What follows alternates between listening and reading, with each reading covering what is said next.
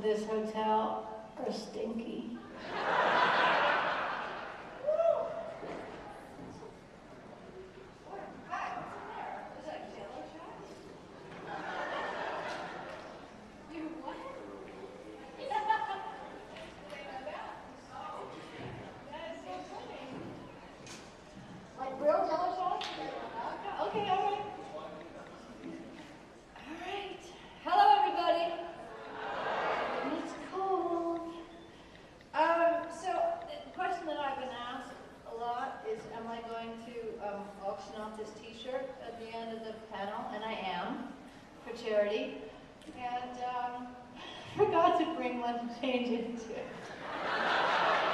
So whoever buys it has to also be here tomorrow so that I can bring it tomorrow and give it to you.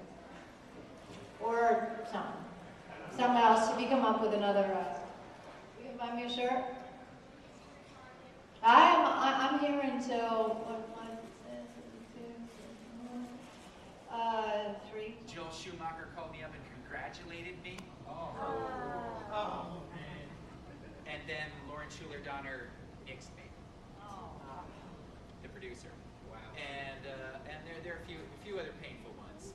A few other open wounds. Pulp Fiction. That was that one. I went up for the part. Frank Whaley does it. The one where he goes, "Do you know what a Royale with cheese is? Do you know how they call it Royale with cheese?" And he goes, "Because the metric system." You know that guy in Pulp Fiction? Almost got that one. Ran into Tarantino at Hugo's in Los Angeles, and he was like, "Hey, how you doing, Zach? What's going on? How are you? You feeling good?" I was like, "Yeah." He's like, "Want to try it for my film Pulp Fiction? Really liked you in Gremlins too. You have one of the best line readings ever." Blah, blah, blah. I was like, "Who is this guy?" he's like, and someone's like, "This Tarantino did Reservoir Dogs." I was like, "Oh, right, yeah, sure, yeah, I'll come in. I'd love to come in." So I came in and I read for that. And what was really weird about that was Tarantino read the John Travolta part. Like, he read it. And someone else, like the casting director, read the Samuel L. Jackson part. So what's weird for me is I'm sitting in a chair, and you know, because eventually I get shot. Sorry, spoiler if you haven't seen Pulp Fiction. We're told you were going to be having the opportunity to do the film. How did you go about, for you, casting and that process about picking all these iconic monsters? How do you pick? For instance, Dracula, phenomenal choice. How do you pick that? But I'm sure you had a list of opportunities. Funny part is that, hello everybody, by the way. Fred Decker, Ashley Bank, played Phoebe in the movie. Monster Squad was executive produced by Rob Cohen, who some of you may know as a director, but before that he was a producer. And he was in cahoots with Mike Mann. He actually directed some episodes of Miami Vice. And so he was really interested in music people. Because Miami Vice, Glenn Fry, and people like that, Ted Nugent maybe, were on Miami Vice as actors. And so he would generate these lists of actors to suggest to be monsters.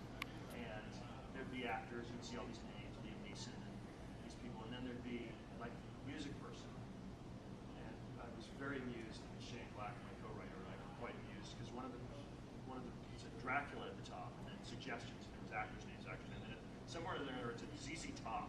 And we thought that was very funny. ZZ Top is 3 guys, and 2 have long beards. Dracula. You meet actors, and you decide what your vision of the characters are. For me, Dracula had to be scary. He had to be a badass. He wasn't going to be, Frank Langella is a wonderful actor. He played Dracula in the Broadway show, in the Madam movie, but he was not a romantic character in this movie. There were no damsels that he was going to seduce or fight. He was just out to rule the world. So I wanted to find somebody who had that elegance that Dracula, but that also, when push came to shove, was going to kick ass. Casting is you look for who's right for the part. Spencer Tracy said, "Learn your lines and don't, walk into the scenery." So you need to find the people who do best, learn the lines and not walk into the scenery.